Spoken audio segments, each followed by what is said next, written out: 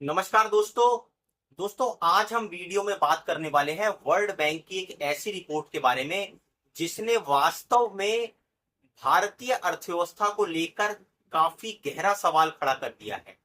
और दोस्तों उसके साथ साथ सवाल खड़ा कर दिया है प्रधानमंत्री जन धन में खुले हुए खातों के ऊपर।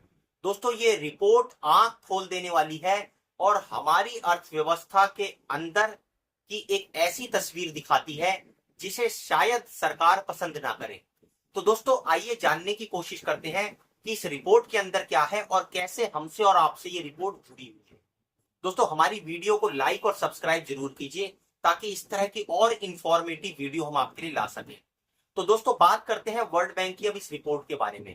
दरअसल दोस्तों वर्ल्ड बैंक की जो ये रिपोर्ट है ये बताती है कि हर 3 में से जो एक भारतीय है उसका जो बैंक अकाउंट है वो निष्क्रिय है। निष्क्रिय मतलब वो दोस्तों एक तरह से आप ये समझ लीजिए बंद है, उसके अंदर कोई लेन देन नहीं हो रहा है। अब दोस्तों जो दूसरे विकासशील अन्य विकासशील देश हैं अगर उनसे तुलना अगर की जाए तो ये 7 गुना अधिक है। अब आप मान के चलिए कि हमारे जैसे जो विकासशील देश हैं, चाहे वो छोटे देश हैं बड़े देश हैं, इवन जो बांग्लादेश, श्रीलंका, नेपाल, पाकिस्तान, इस तरह के जो देश हैं अगर उनसे भी तुलना करी जा रही है जो दूसरे विकासशील देश हैं तो 7 गुना अधिक निष्क्रिय खाते हैं। अब ये बहुत गहरी चिंता दोस्तों पैदा करता है। दोस्तों इसकी और हम गहराई में जानने की कोशिश करते हैं कि ये वास्तव में जो ये निष्क्रिय खाते ये होते क्या हैं, जिनको हम डोरमेंट अकाउंट कहते हैं। तो दोस्तों ये डोरमेंट अकाउंट वो होते हैं जब कोई आदमी अपना खाता जाकर खुलवा लेता है और अगर वो लगभग 1 साल या 12 महीने तक उसमें कोई लेन या देन नहीं करता है, ना उसमें कोई पैसा जमा कर पाता है ना उससे कोई पैसा निकाल पाता है, तो उस खाते को निष्क्रिय खाते की श्रेणी में मान लिया जाता है। और कई बार दोस्तों ऐसा भी होता है कि भाई एक आदमी के कई सारे खाते होते हैं, एक आदमी ने 4 खाते खुलवा रखे हैं और पता चलता है कि वो 2 के अंदर तो ऑपरेट कर रहा है, 2 के अंदर वो ज्यादा ऑपरेट नहीं कर रहा है, तो उसमें लेन देन नहीं होता है। तो इस तरह की परिस्थितियों से भी एक अंदाजा लगाया जा सकता है कि शायद ये जो 3 में से एक भारतीयों का अकाउंट बताया जा रहा है कि हो सकता है उस रीजन से भी ये डाटा आया हो। लेकिन दोस्तों ये सिर्फ एक ही तरफ का पहलू है, इसका दूसरा पहलू अब अगर आप अभी समझेंगे तो आपको पिक्चर और ज्यादा क्लियर हो पाएगी। दोस्तों दरअसल जब ये सरकार मोदी सरकार पावर में आई थी तो इन्होंने 2014 के बाद से प्रधानमंत्री जन धन जो है वो योजना बनाई, लोगों के धड़ाधड़ बैंक अकाउंट खोले गए, जीरो बैलेंस अकाउंट थे और बहुत सारे लोगों के बैंक अकाउंट दोस्तों खुलवा दिए गए। बहुत सारे लोगों ने तो उस समय ये कहा कि भाई सरकार हमारे अकाउंट में 15-15 लाख रुपए डालेगी, पैसा डालेगी, इसलिए बैंक के अकाउंट खुलवा दिए गए हैं। हालांकि वो पैसा कितनों को मिला मैं इसकी चर्चा में नहीं जाता हूँ, लेकिन मकसद ये था इन अकाउंटों को खुलवाने का कि एक जैम नाम की एक व्यवस्था जो है वो पैदा की जाए। ये जैम क्या है दोस्तों, इसमें जैम में दोस्तों जो जे है ये प्रधानमंत्री जन धन योजना के जो खुले हुए बैंक अकाउंट है उनको डिनोट करता है। उसके साथ साथ जो है ए से यहाँ पर आधार को दिखाया गया है कि उस बैंक अकाउंट से आपका आधार लिंक कर दिया जाएगा और फिर उस आधार के साथ आपका मोबाइल लिंक कर दिया जाएगा कि उसमें कोई भी लेन देन होता है, ट्रांजैक्शन होता है तो आपके मोबाइल के ऊपर एसएमएस जाएगा।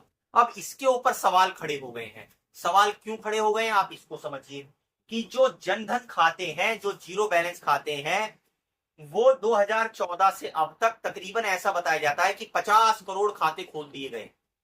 अब 50 करोड़ दोस्तों जो ये खाते खोल दिए गए, मकसद ये था कि भाई लाभार्थी जो है उनके अकाउंट के अंदर पैसा डाला जाएगा सरकार द्वारा, उनको कैश नहीं दिया जाएगा ताकि धांधली ना हो पाए। उनके आधार से लिंक जो है उनका खाता होगा तो सही आदमी को ही पैसा मिल पाएगा। इस तरह की बड़ी बड़ी बातें रची गई। लेकिन अब ये जो जैम है इस पर सवाल क्रिएट होना शुरू हो गया है वर्ल्ड बैंक की इस रिपोर्ट से कि भैया तुमने जो ये खाते हैं वो तो खुलवा दिए हैं, लेकिन जब उनके अंदर कोई लेन देन ही नहीं हो रहा है तो ये सरकारी जो योजनाओं का लाभ है वो किन व्यक्तियों को जा रहा है। जब 3 में से एक व्यक्ति का अकाउंट निष्क्रिय पड़ा हुआ है तो इसका मतलब जाहिर सी बात है कि ना तो सरकार ही उसके अकाउंट में कोई पैसे डाल रही है, ना वो बेचारा निकाल पा रहा है। तो यहां पर यह बहुत बड़ा सवाल क्रिएट होता है कि आखिर जो सरकारी बेनिफिट है वो किन लोगों के पास जा रहे हैं और दोस्तों अब मजे की बात इसमें और देखिए आप कि जो 35% भारतीय हैं, इसमें भी जो भारतीय जो निष्क्रिय खाते हैं उनकी बात कर रहे हैं। उन निष्क्रिय खातों में 35% भारतीयों के जो बैंक खाते हैं वो निष्क्रिय हैं। निष्क्रिय मतलब जो डोरमेंट अकाउंट है, उसमें 35% भारतीयों के वो डोरमेंट अकाउंट पड़े हुए हैं। आप देखिए दोस्तों कितनी बड़ी संख्या है। अगर 100 लोग हैं, 100 में से 35 के लोगों के अकाउंट में आप इसको मोटा मोटा ये समझ लीजिए कि भैया ना तो कोई पैसा जा रहा है ना कोई पैसा निकाल पा रहा है पूरे साल भर, 12 महीने तक। 1 रुपया भी अगर एक सिंगल ट्रांजैक्शन भी हो जाएगा 100 रुपए निकालने या डालने का, तो वो निष्क्रिय खाते में नहीं आएगा। वो 100 रुपए भी ना उसमें डाले जा रहे हैं ना निकाले जा रहे हैं। अब यहां पर और दूसरी बात समझिए कि अगर हम इसको महिलाओं के तौर पर देखें तो महिलाओं के तो और ज्यादा, 5% पुरुषों से भी ज्यादा है। अगर पुरुषों के 35% लगा लीजिए तो महिलाओं के और 40% है निष्क्रिय खाते की। उनके अकाउंट में तो कोई डाल ही नहीं रहा है दोस्तों, ना पैसे डाल पा रहे हैं ना वो पैसे बेचारी निकाल पा रही हैं। उनकी तो आर्थिक मतलब स्थिति और ज्यादा दयनीय है। अब दोस्तों यहां पर एक और डाटा है जो बड़ा मजेदार है, वो ये कहता है कि जो 40% के पास इस जो निष्क्रिय खातों में जो निष्क्रिय खाते हैं उसमें 40% लोग ये बोलते हैं कि उनके पास इतने पैसे ही नहीं है कि वो अपना खाता चला सकें। अब दोस्तों मतलब आप ये लगा लीजिए कि भैया ये जो 50 करोड़ जो खाते खुल चुके हैं इसमें 35%, अब 50 करोड़ का मोटी मोटा 35% लगा लीजिए, ये जनधन है। अगर मैं इनमें नॉर्मल अकाउंटों को भी जोड़ लूं जो जनधन के अलावा है, तो ये दोस्तों आंकड़ा भगवान जाने कितने करोड़ में चला जाएगा। एक हम उदाहरण के तौर पर मान लेते हैं अगर 100 करोड़ चला जाता है ये आंकड़ा, तो उस 100 करोड़ में से 35 करोड़ जो अकाउंट है भैया उनमें कोई लेन देन नहीं हो रहा है, ना उसमें पैसा डाला जा रहा है ना निकाला जा रहा है, ना कोई सरकारी योजनाओं का लाभ दिया जा रहा है। उस 35 करोड़ में से भी जो 40% है उन बेचारों के पास तो इतना पैसा ही नहीं है कि वो अपना खाता जो है वो चला सके। मतलब 100 रुपए भी उसके अंदर डालने के लिए उनके पास नहीं है। अब कितनी दयनीय स्थिति है दोस्तों उनकी, आप इससे समझ लीजिए। और यहां पर ये भी लोग बताते हैं कि जो 30% लोग हैं वो ये बोलते हैं कि हम अपना खाता खुद संचालन करने में सक्षम ही नहीं है, वो बेचारे खुद अपना खाता ही नहीं चला सकते हैं।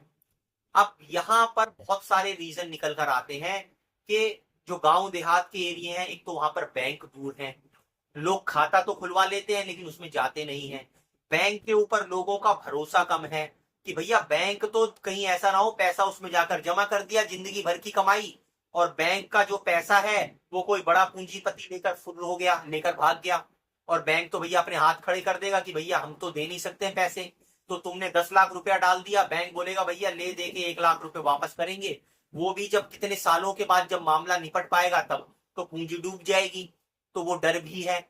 तीसरा डर ये है कि भैया ले जाकर पैसा डाल दिया, ऑपरेट सही से करना आता नहीं है, और साइबर फ्रॉड इतने हो रहे हैं, कोई फोन करके कोई लिंक भेजकर कोई कुछ कर कर पता चला एक ओटीपी आया या किसी को फोन पर बता दिया और अकाउंट पूरा खाली हो गया, जीवन भर की पूंजी कमाई लोगों की चली गई है। और दोस्तों हुई है इस तरह के इंसिडेंट, अभी भी हो रहे हैं, उस डर से लोग पैसा भी नहीं डाल रहे हैं।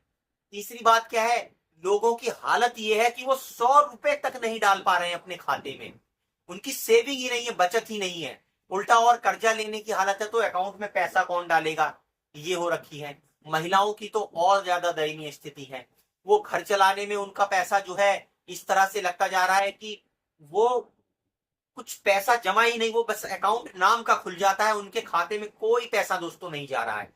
अब सवाल ये खड़ा होता है कि सरकार भी कई बार अलग अलग रिपोर्टों का हवाला देकर अपनी पीठ थपथपाती है कि हमने 25 करोड़ लोगों को गरीबी से बाहर निकाल दिया।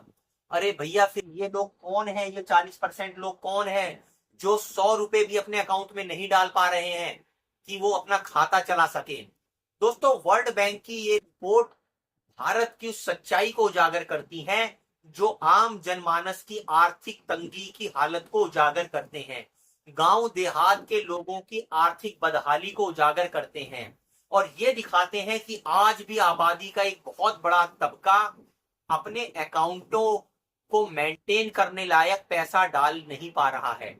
उनके अकाउंटों में पैसा डालने और निकालने तक की पूंजी नहीं है।